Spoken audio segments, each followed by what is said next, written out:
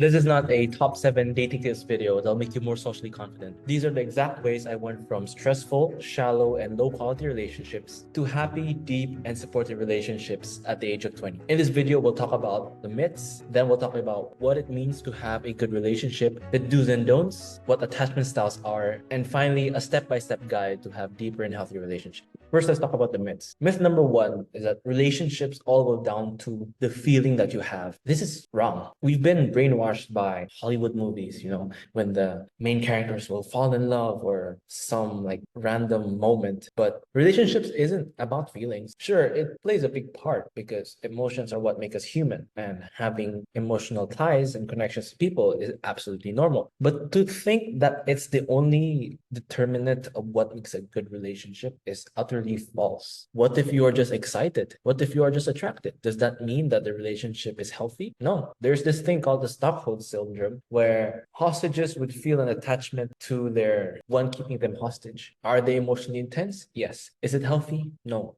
That's why it's not always about the feeling. It's also about effort and commitment. It's also about other factors. Are the people communicating well? Do they have the same goals? Do they respect each other? Do they understand how to maintain their relationship? So first myth, it's all about the feeling is wrong. The second, you need a compatible relationship. And I delved into this rabbit hole a lot. I've been like obsessing over MBTI, enneagrams. Basically, if you've heard of a personality test, I most likely went through it.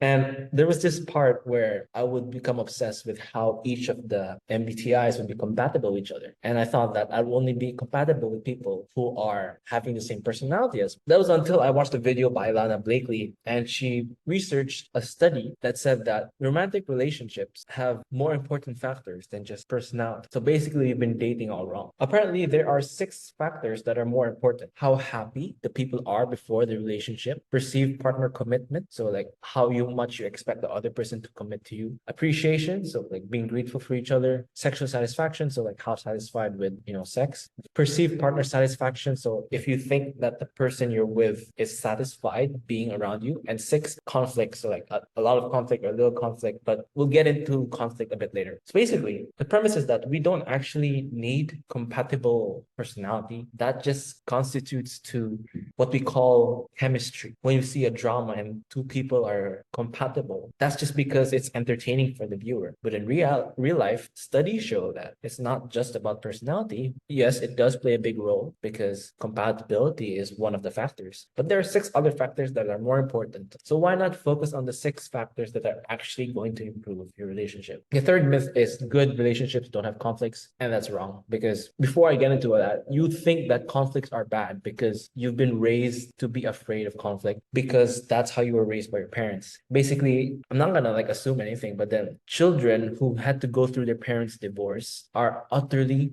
afraid of conflict because they know at the back of their head that it could lead to serious consequences such as divorce or violence or anything traumatic of that nature. That is why if you are very afraid of conflict, that's the reason why you had to avoid conflict for the sake of your own safety. You are not wrong. You are not weird for hating conflict. You have just been raised that way. But it's time to go past that. Now it's time to see that conflict is neither good and neither bad. Conflict is a normal human experience. Conflict just means 2 people don't agree on the same thing. That's not inherently bad. Good relationships use conflicts to become better. Which relationship is better? Relationship A, who have a lot of internal resentment between each other, but they don't bring it out because they're worried about conflict. And now they don't grow together. They're not honest with each other. Internally, they hate each other 9 hours of the day. Then we have relationship B. They fight sometimes, but they talk about it afterwards and they learn about each other and they grow. Which relationship is better? Of course, relationship B, because they use conflict as a test to see whether they love each other or trust each other. And of course, this isn't just for a romantic relationship. It's for your parents. Do you talk about your issues after you fight? Your friends.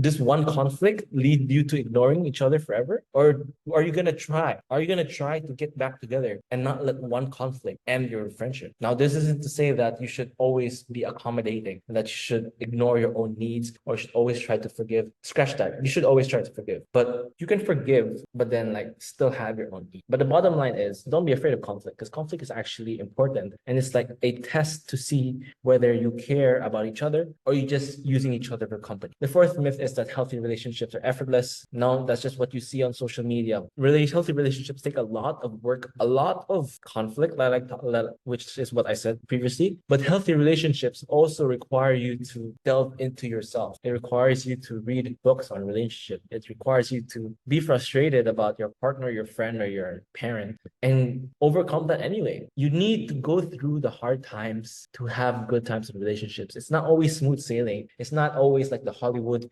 Disney movies where they're just happy all the time. It's not like that. Real life, healthy relationships take a lot of effort. And I remember like with my previous relationships, there were some times where I was frustrated and I felt like, why can't this be easier? But looking back, I realized like it's good that it was hard because I developed through that and I built deeper relationships with the people that I was with. Now let's move on to what this defining what a good relationship is. And through my definition, which could be different, is it has to be healthy and deep. Let's talk about the first one. Healthy just means that you are not being taken advantage of and you're not taking advantage of the other person. You're not just focusing on your needs, but you're also focusing on other person's needs, but you're not sacrificing. It's a win-win solution. It's kind of like an analogy is, do you know clownfish, Nemo? Clownfish and anemone have a win-win relationship because anemone provide protection for the clownfish and the clownfish kind of helps the anemone grow. So it's like they're both helping each other, but they're not taking advantage of each other. Second, we have deep relationships. Now, deep is the opposite of superficial. It's not just saying hi to the corridor every day. It's actually being vulnerable. It's having an emotional connection. It's having trust. It's knowing that the other person has your back and that you have theirs. If you combine a healthy and a deep relationship, you're already living one of the best experiences in human life. So let's go to the do's and don'ts of how to have a healthy and deep relationship. First is do communicate openly and honestly. It's very tempting to lie and to impress the other person, especially if you're infatuated by them. But a relationship is healthier when you're communicating honestly, even though it hurts. So growing up, my dad and I didn't really have a close relationship, and I assumed that it would always have been that way. It was felt really weird to like have random conversations with him because he was more stoic, he was quiet, and he was private. And I kind of thought that that was the norm until like one day when I was like a teenager, he suddenly asked like, Arlo, why are you so private with me? Like, why are you not talking to them? Like, because you're not talking to him. I didn't say that, but then that was in my head. So all this time I thought like, oh, it's actually okay to be open and honest. And since then it was rocky, but then over time we've been able to build a closer relationship and be more honest and vulnerable with each other and talk about random stuff and be honest. And another thing is like sometimes he would challenge me growing up, like he would criticize me and I would get severely affected by that. But then it was partly okay and partly not okay. Partly okay because he was being honest with me, but partly not okay because sometimes it was too harsh. So we met in the middle. He became less harsh, but he's still honest. The second do is to show appreciation and gratitude. It's also easy to think that we don't have to appreciate other people because we assume that they know it. But in reality, that's just cope. You're just being too scared to appreciate the person that you're with. Like it's hard to tell your mom that you love her, but it's what she needs. She deserves it. So why not just give her the gratitude? This is connected to the point I said earlier that relationships aren't effortless. You have to put effort in to show effort. Now let's go to the don'ts. The first is don't avoid difficult conversations. It's easy, especially in like Asian cultures, to like fight and then go in your rooms and then like the next day pretend as if nothing happened. That's not good in the long term because you're not allowing yourself to become vulnerable with the person you're with. And it's not just your relationship with them, it translates to your relationships with others.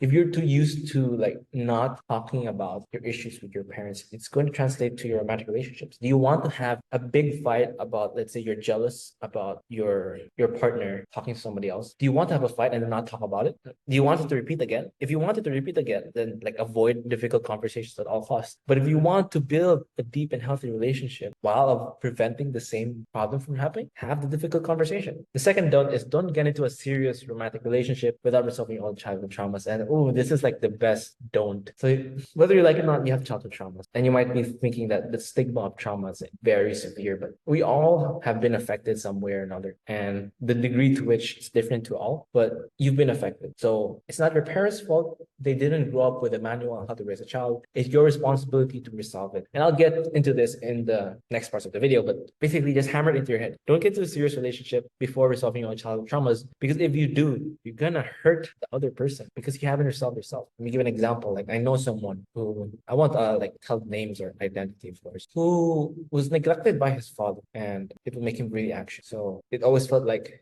he had to earn his father's love. So when he got into a relationship with his girlfriend, he was very anxious and worried that she would cheat, even though like she was the last person who would cheat, and he would make her feel anxious all the time and jealous and insecure and have these double standards of how the relationship was, and she had to suffer so much pain. I don't want you to do that to somebody else. Fix your relationship, fix your childhood trauma first before getting into a serious relationship. And the last don't try to fix the other person. It doesn't work, especially with the childhood trauma. This is why my second don't was like you have to expose your own childhood trauma. You can't expect the other person to solve it for you, and you can't expect to solve the other person's childhood trauma, because believe me, it's all internal. It has to be intrinsically done. It's like very programmed into your head that you have to do it yourself. So the story, like with my previous relationship, again, I'm not gonna like show any identities, but then like this person who was like, also anxious that I was like not going, that I was going to leave the relationship, and it kind of made me like frustrated because it kind of felt like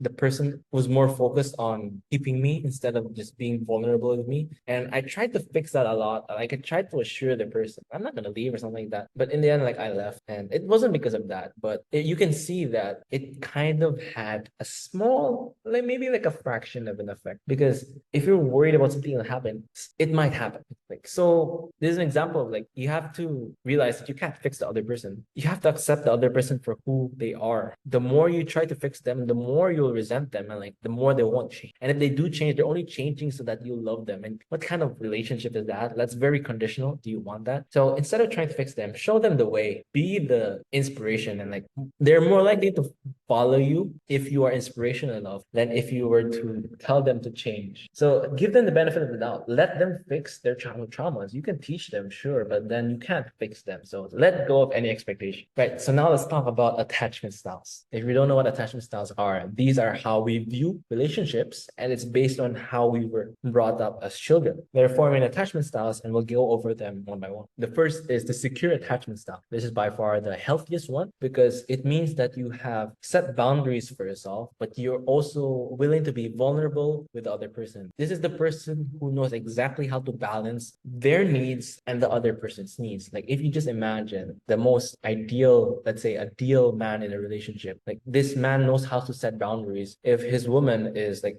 disturbing him, he'll say, hey, I'm trying to focus, let's hang out later. It isn't like passive aggressive, like, hey, why are you so annoying? It's not like that. It's very calm, mature, and secure. It's not worried that he would come off as rude, because he's not rude. We want to be like him. And people with secure attachment styles usually had a very proficient set of parents who knew what they were doing, who gave healthy boundaries, but also were able to like discipline the person. We want to be at a secure attachment styles. Second is the anxious attachment style. And basically the anxious attachment style develops in people who are anxious that the other person doesn't love them as much. And usually these people were raised by parents who were very loving at one second, but then cold the other. And that caused them to be anxious because the love that they received were highly unpredictable. So now they assume that's how relationships work, that they can't see a regular pattern to love. That's why if they feel loved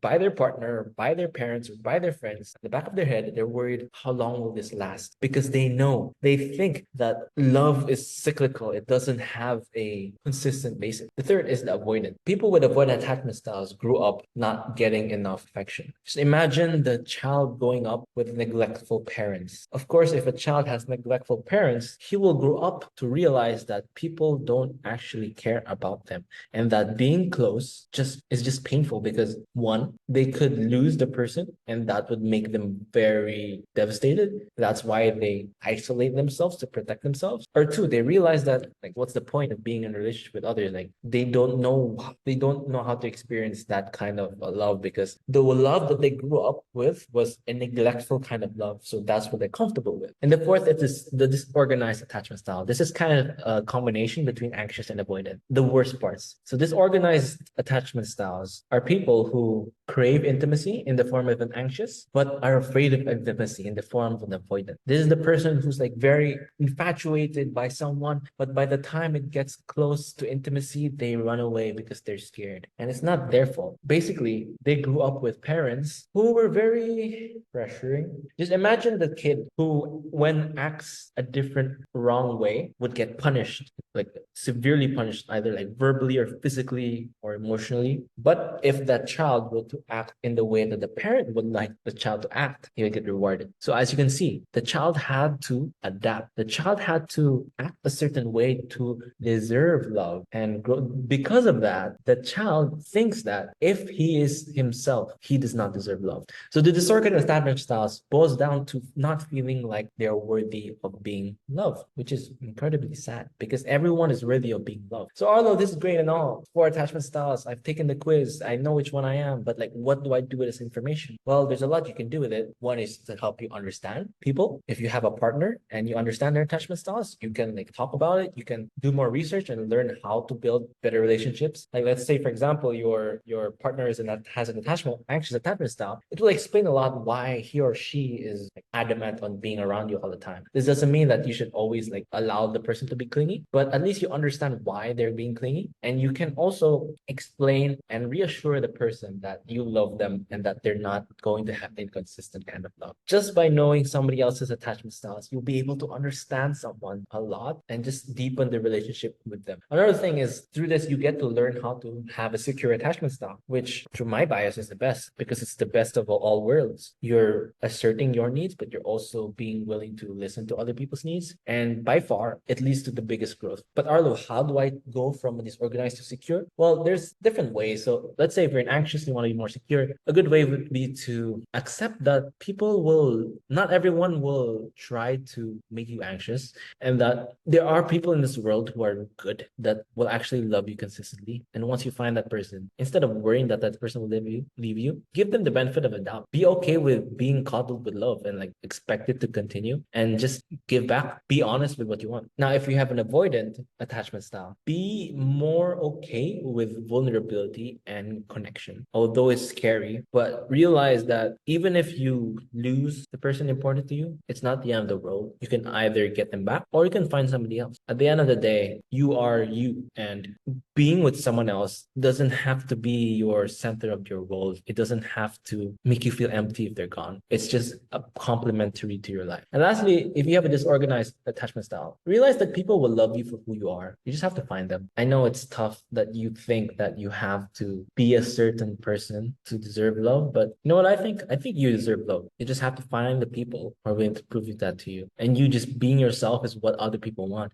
In fact, it's kind of ironic because for me, like if I know someone is fake, I hate it. I hate it. I can smell it. I can tell if someone's being fake, and it just puts me off. Especially if I see the person acting differently between different kinds of people. And it's like, wow, are you trying to manipulate me? So as you can see, being a different person doesn't always lead to better relationships. In fact, it'll be leading to worse because I hate fake people. So why not just be yourself? You'll find the people who trust you for who you are instead of being with the wrong kinds of people. So we're on the last segment of this video. I'm really enjoying this, but let's talk about how to build deeper and healthier relationships. There are 3 main takeaways from this entire guide. Firstly, learn about yourself, learn about attachment styles, learn about your traumas, resolve them, journal about them, and just research more about them. Because the more you can heal yourself, the easier it will be to build better relationships with others. It all goes down to your childhood traumas and whether or not you fix it. Second is to practice communication. The biggest issue for relationships is just poor communication. Either you're not communicating in a way that you can be understood, or you're being passive aggressive, which means that you are not like being mature about how you speak, or you aren't being honest about what you want and you expect the other person to read your mind.